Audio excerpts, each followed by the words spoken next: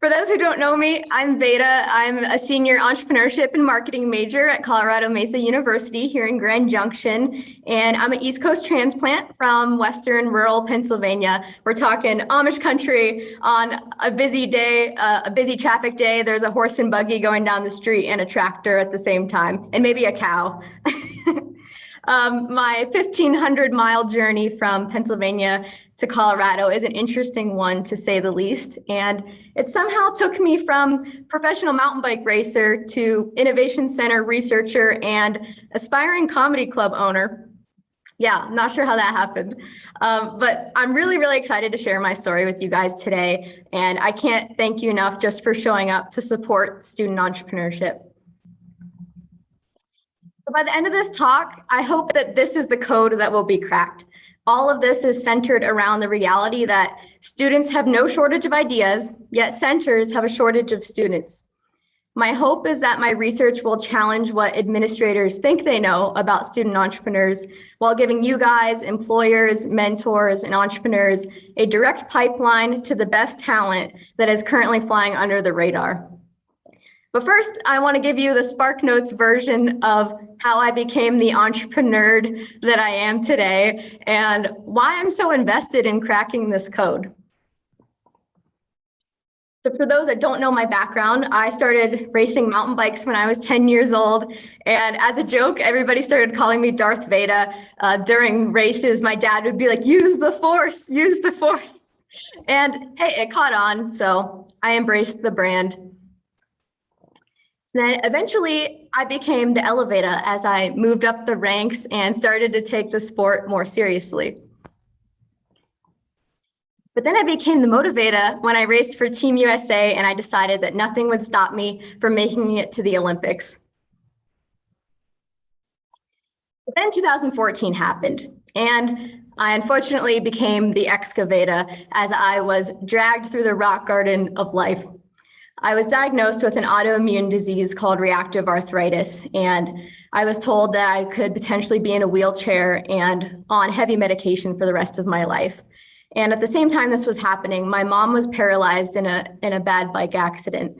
And needless to say, PTSD sent me flying into a metaphorical boulder.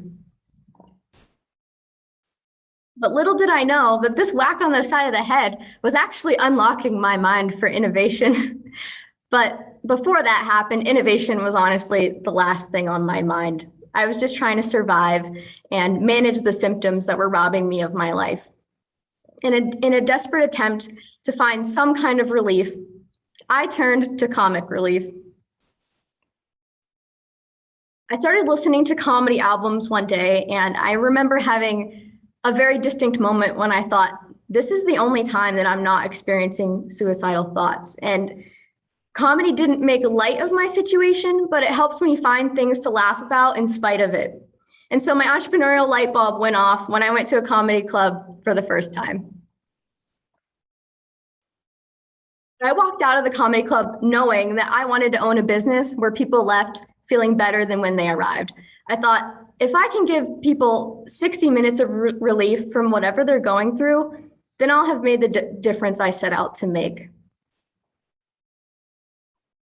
So I wrote a business plan. I wrote a business plan for Grin and Tonic, a comedy club that cares about more than a 2-drink minimum.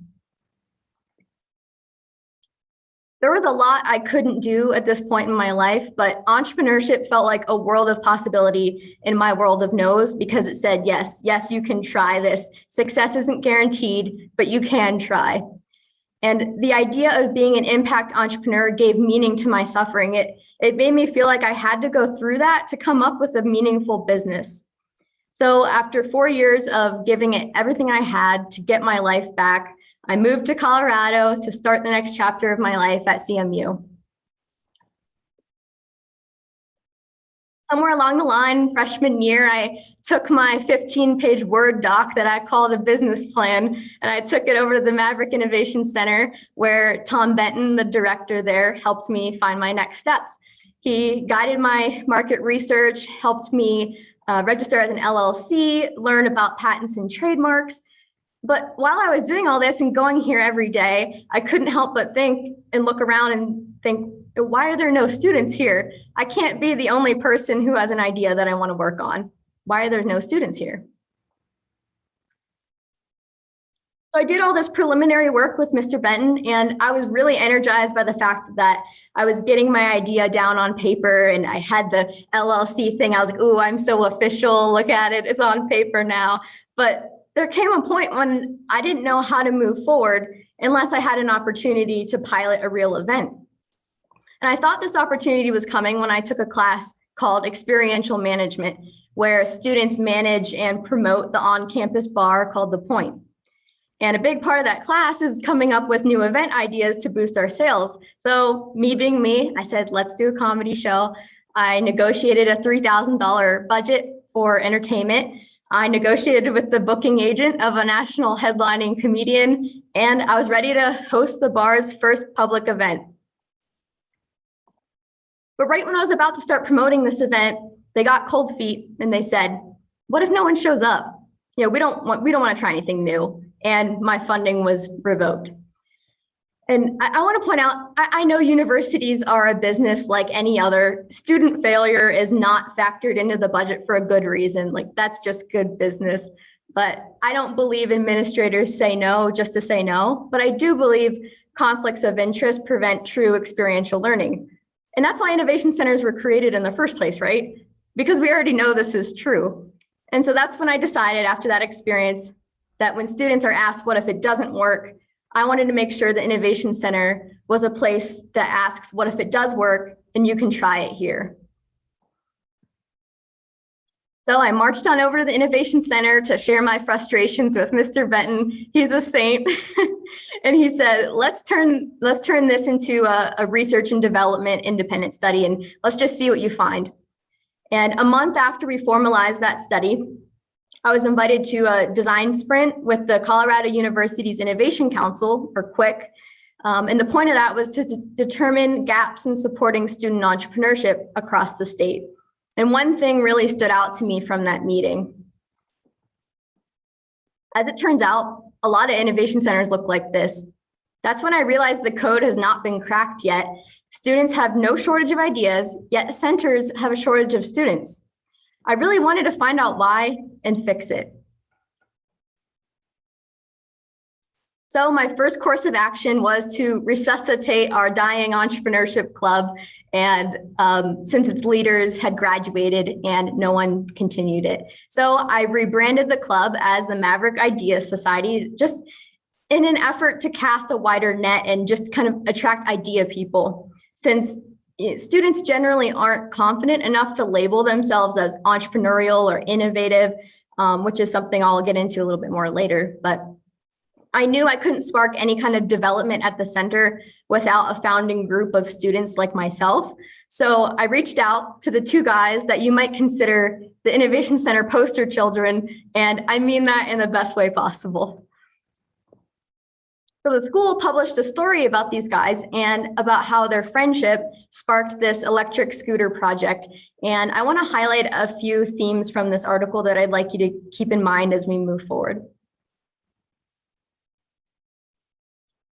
Notice how he referred to their project as more of a byproduct of their friendship. You know, he says, oh, he's a friend that I hang out with. And by the way, we also like coding. He didn't lead with the intention to innovate. Their friendship inspired it because connection is a prerequisite for creation. And that's when I came up with what I thought the new definition of innovation center should be. Not a place you go with the intention to innovate, but a place you leave feeling capable of innovating because you're socially connected. So 3 makes a club. Literally, that's the required minimum number of people you need to start the club. But 3 doesn't fill an innovation center. So previously, Entrepreneurship Club made it sound like you had to be an entrepreneur to participate. And I wanted to cast a wider net and just say, hey, we like being around people building cool stuff. Whether you're building the next Tesla, doing a school project, or just want to meet idea people, like this is going to be the place for you. So that's kind of the message that I put out there. Because I was faced with the same challenge as innovation centers. How do I engage the 98% of potential entrepreneurs so that they can be inspired by the 2% and say, hey, if those guys are building something, I can too. So still thinking about how camaraderie sparks creation, my first value proposition for the club was join our network of idea people. The second proposition was help turn the Innovation Center into a student co-working space. And the third proposition was get academic credit for an independent study or a passion project, which a lot of students didn't know was an option. So who did this attract, and what value proposition were they attracted to the most? So this is our core club group. We're kind of like the Avengers. We got a little bit of everything over here. We all have our own unique skills. But when I asked everyone to introduce themselves, and what they're working on, they never mentioned the things on the right.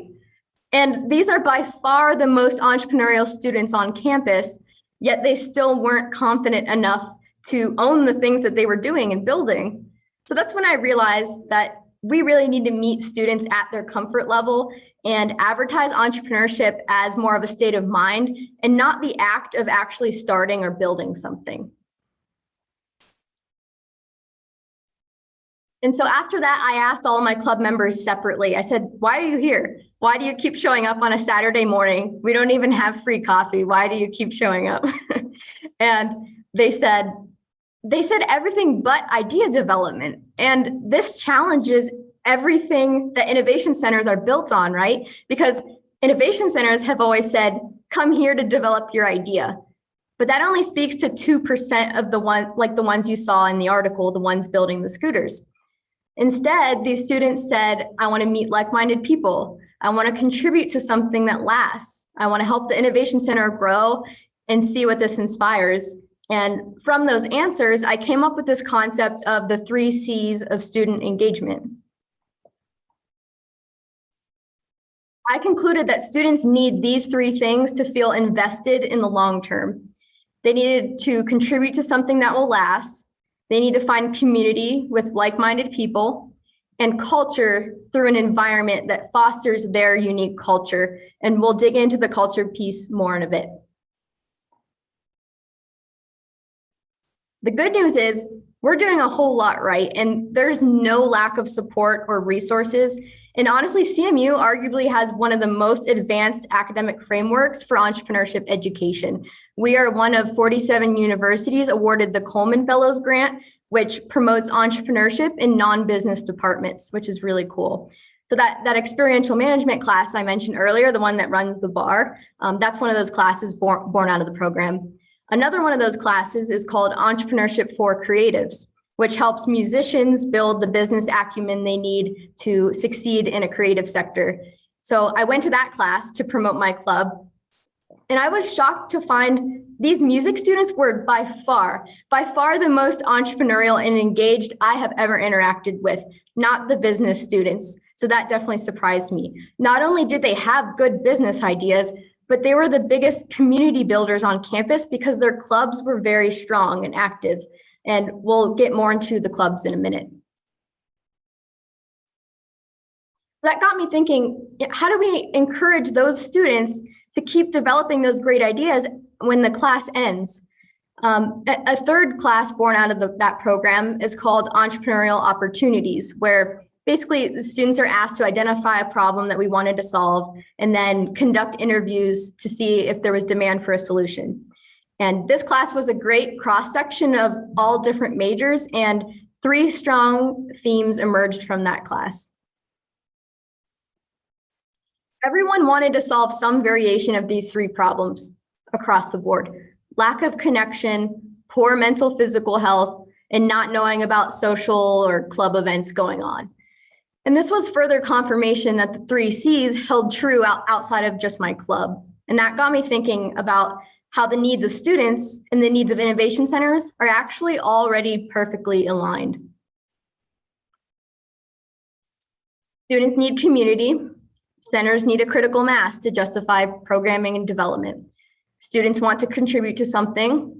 Centers need continuity in the form of a culture that outlives student turnover.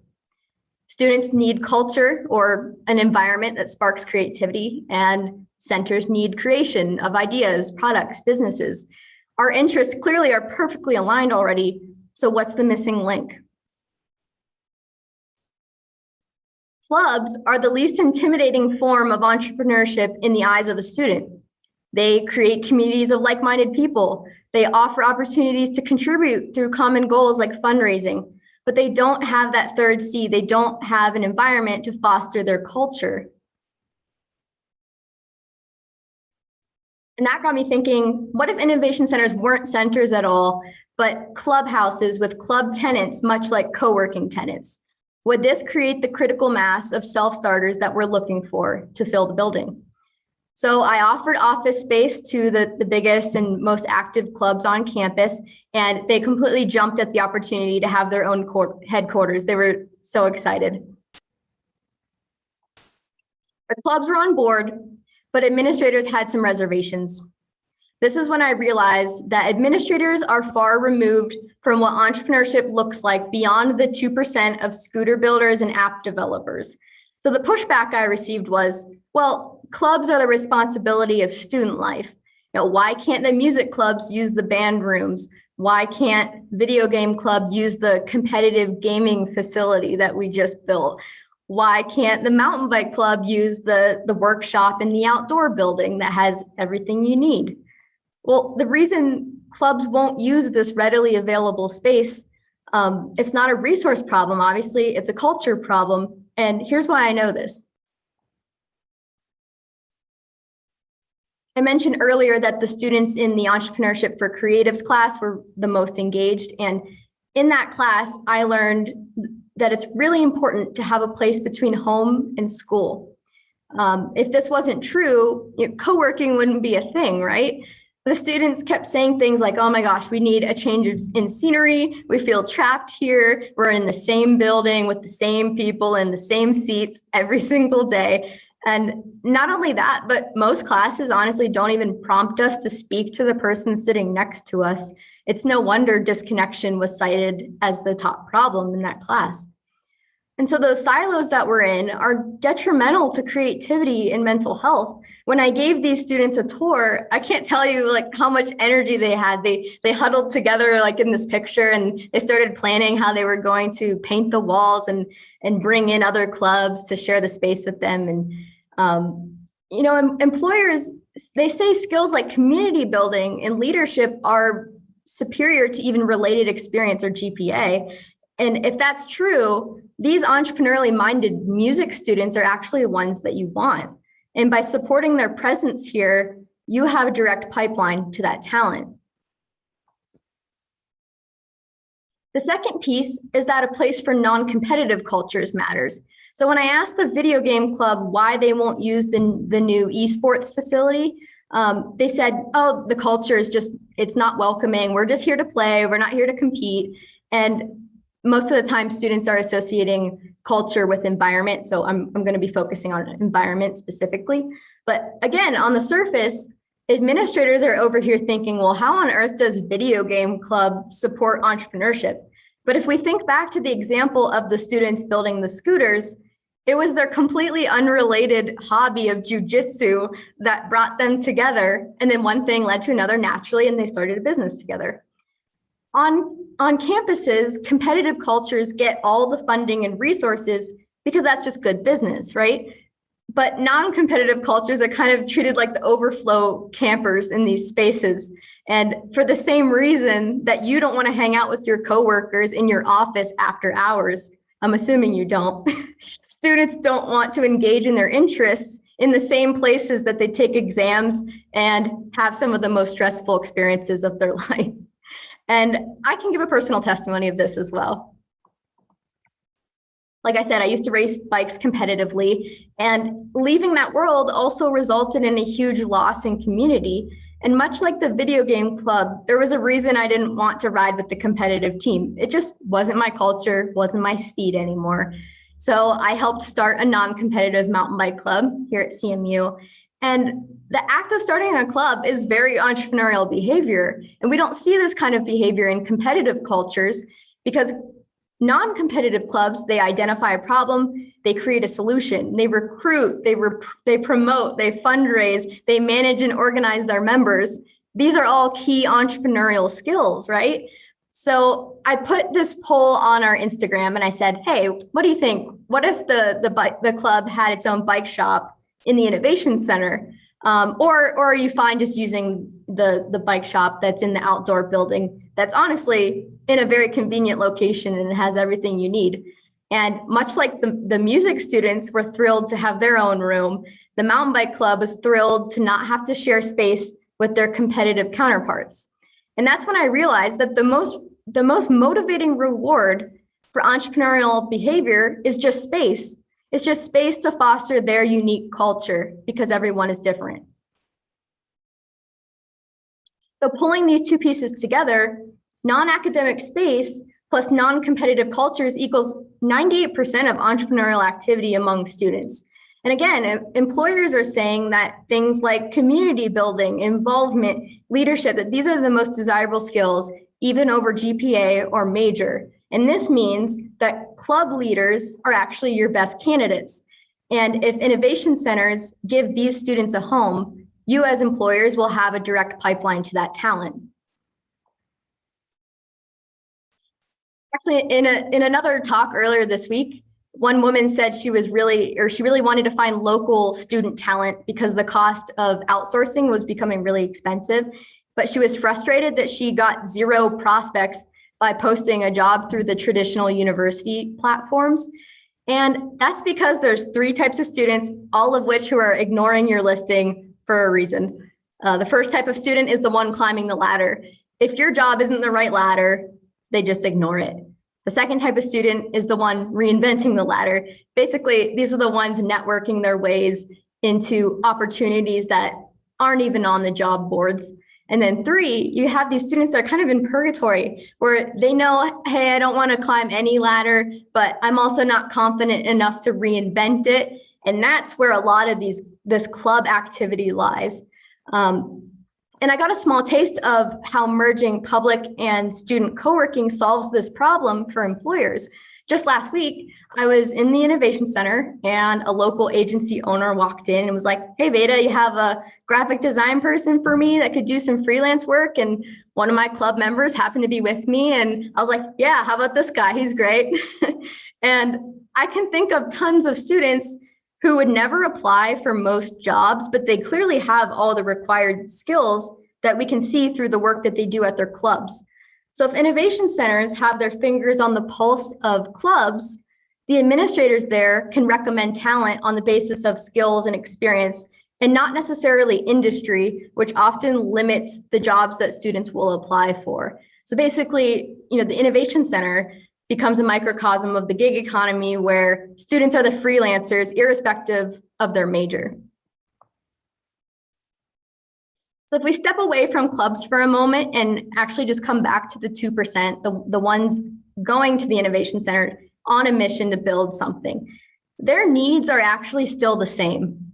I asked grads who started successful businesses at the Innovation Center, I just said, hey, what would have made your experience better?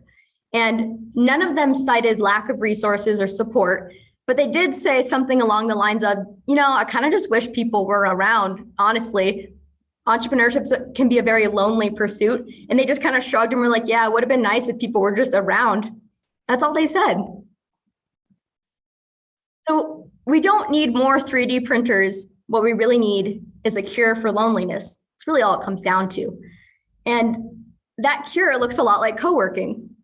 But this cuts a lot deeper than you might even realize. And I want to give a personal testimony to really drive home how important this is to the health of our students. So back when I was dealing with the autoimmune disease and my mom's paralysis, I was experiencing this really bad pain in my eyes that was just completely unexplained and just debilitating. I remember going to bed and just I honestly hoped I wouldn't wake up in the morning because it hurt so badly.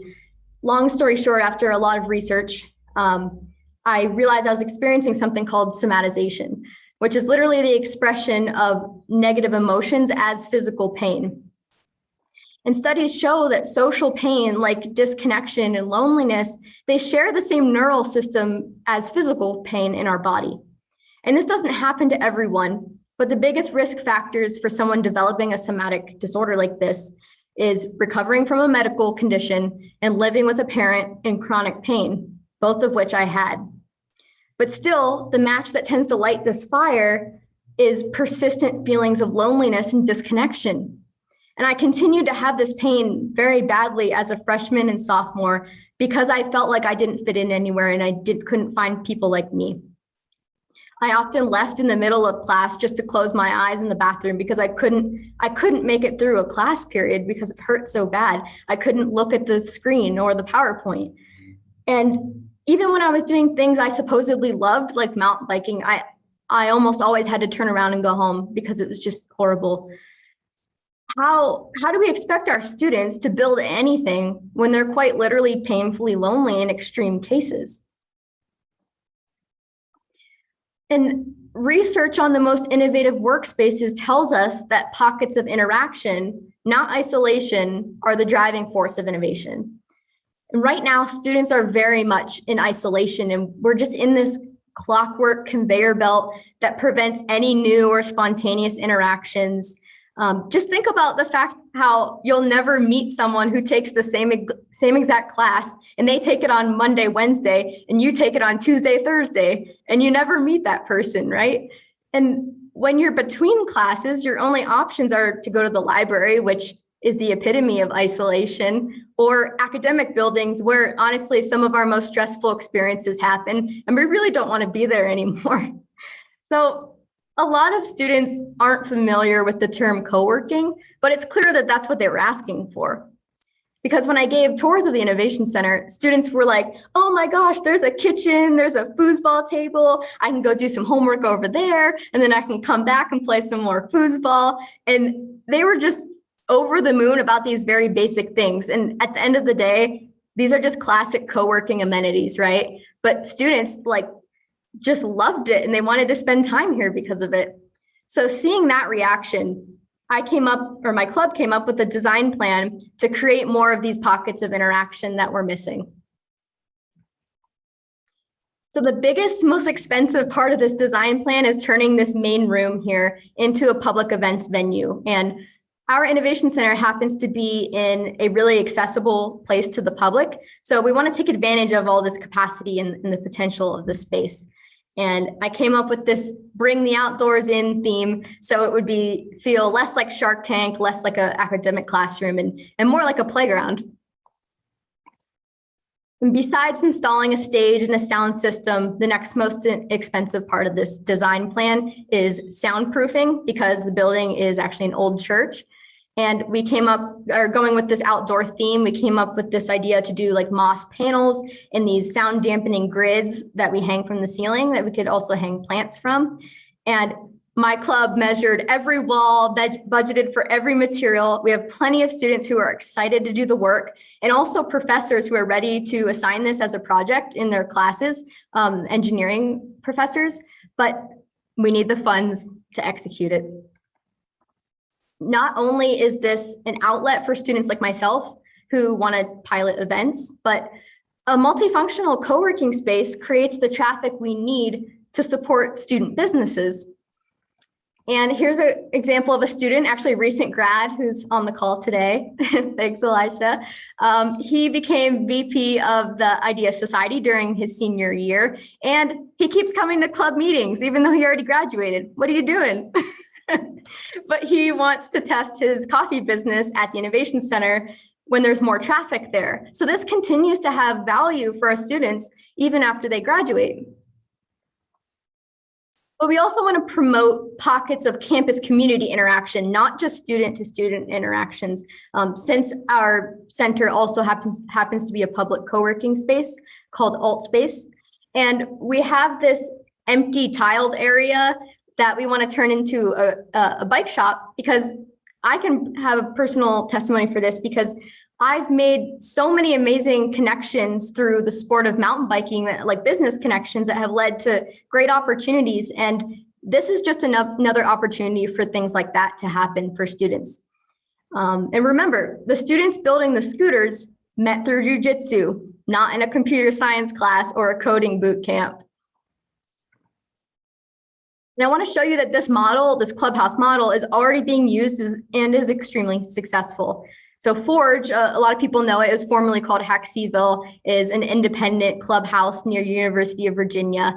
And it was founded for the same problem that we're trying to solve. It was founded to create a space for students to test things that aren't possible in the normal classroom.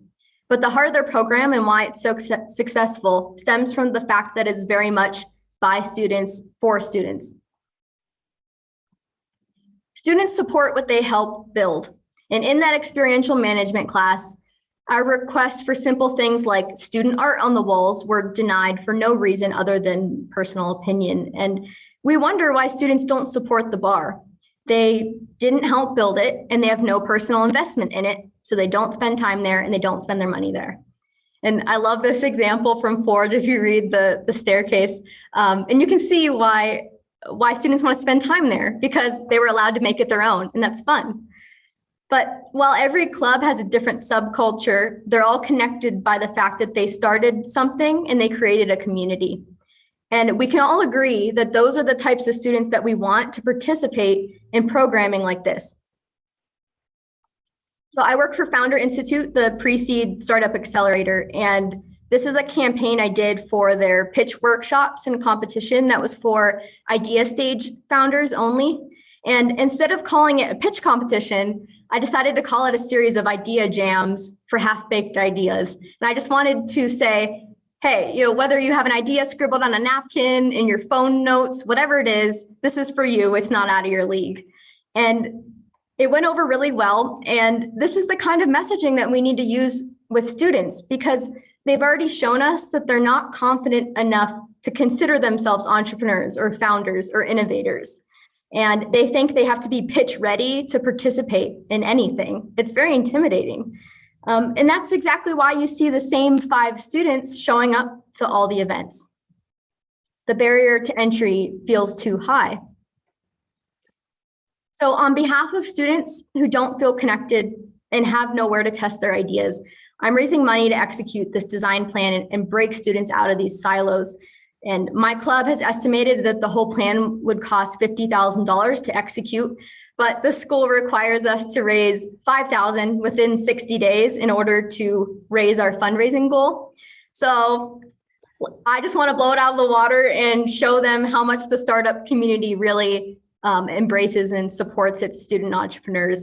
So when this is over, I'll throw the donation page in the chat, and I'll also follow up with all the attendees with the link over email. So remember, I said I wanted to open a comedy club because I wanted to own a business where people left feeling better than when they arrived. And I went to the National Comedy Museum in New York. If you've never been, you should check it out. It's really cool. And there was an exhibit called The Healing Power of Laughter.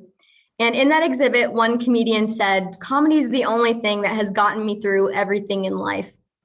For students, the clubs that they're part of and the activities they're part of outside of school, those are the things that are getting them through life. Comedy happens to be mine, but everyone has their thing.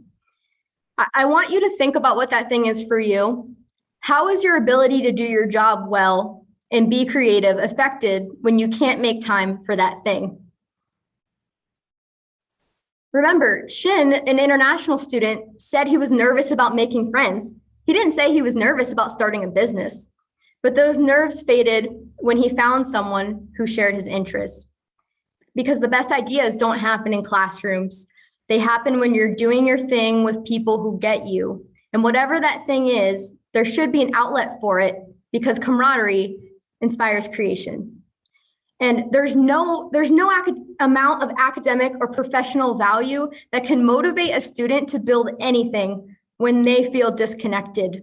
And I can tell you that because I've been there. The clubhouse model, it's not a place for random clubs to set up shop. That's not what this is. It gives the other 98% of students a reason to spend time at the Innovation Center, where they'll be exposed to the 2%. And in turn, the 2% feel less lonely. But the most important part of this is that if you give students the freedom to design their spaces, they will learn the greatest entrepreneurial lesson in history. And that's that everything around you is built by people no smarter or more capable than you are.